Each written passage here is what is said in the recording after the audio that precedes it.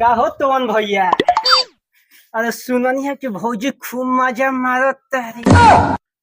अरे हमार तो मौगी बाजा मारते बिया आ तहारो मौगी कम नहीं खे। उहो भर गाँव में पाटत चलतिया बाय ना।